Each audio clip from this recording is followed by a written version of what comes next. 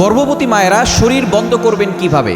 অনেক মা বোনের আমাদের কাছে ফোন দিয়ে বলে, হুজুর আমার নতুন একটা বাবু আমার পেটে এসেছে, এখন আমি কিভাবে শরীর বন্ধ রাখবো? অনেকে তাবিজ ঝুলায়, অনেকে তাবিজ মাজায় বাঁধে, এরপরে গলায় বাঁধে, হাতে বাঁধে, 14টা তাবিজ বাজে। আসলে তাবিজ বেঁধে কোনো লাভ হবে না। এই সময় ইবাদত করতে হবে, কেননা মা ভালো হলে সন্তান অটোমেটিক ভালো হবে। আমরা আব্দুল কাদের জিলানী রহমতুল্লাহ আলাইহির নাম শুনেছি না?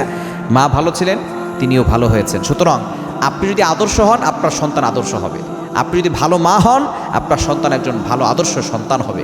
এজন্য মা যদি সন্তান পেটে আসার পরে ভালো ভালো কাজ করে, দিনের কাজ করে, এবং বিশেষ করে শরীরটা বন্ধ রাখতে হবে। কেন শরীর বন্ধ রাখবেন? কারণ অনেক সময় শয়তান ডিস্টার্ব করে, জিন জাতিরা বাচ্চাকে ক্ষতি করে ফেলে। অনেক মায়েদের এমন আছে যে বাচ্চা হয়েছে, কিছুদিন পরে বাচ্চা নষ্ট হয়ে গেছে, বারবার বাচ্চা নষ্ট হয়ে যাচ্ছে।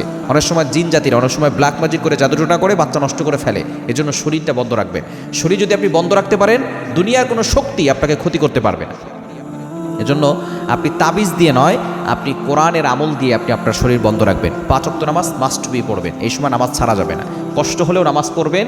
এই নামাজ পড়লে আপনার ব্যায়ামও হবে, আপনার জন্য সামনে যে একটা বড় জার্নি আছে এবং প্রসব যে ব্যথাটা আছে, এটা আল্লাহ তাআলা সহজ করে দিবেন।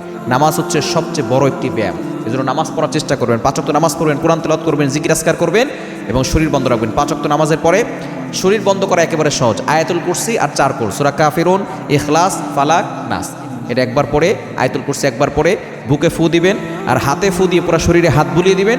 আপনার শরীর বন্ধ থাকবে। দুনিয়ার কোনো শক্তি আপনাকে ক্ষতি করতে পারবে না, সেটা মানুষ শয়তান হোক আর জিন শয়তান হোক। যদি আপনি এভাবে 5 ওয়াক্ত নামাজের পরে হাত বুলিয়ে দেন, রাতে ঘুমানোর সময় ওযু করে ঘুমান আর এভাবে হাত বুলিয়ে দেন, আপনার পেটের ভিতরে যে সন্তান আছে, এই সন্তানকেও কেউ ক্ষতি করতে পারবে না, আপনাকেও কেউ ক্ষতি করতে পারবে না।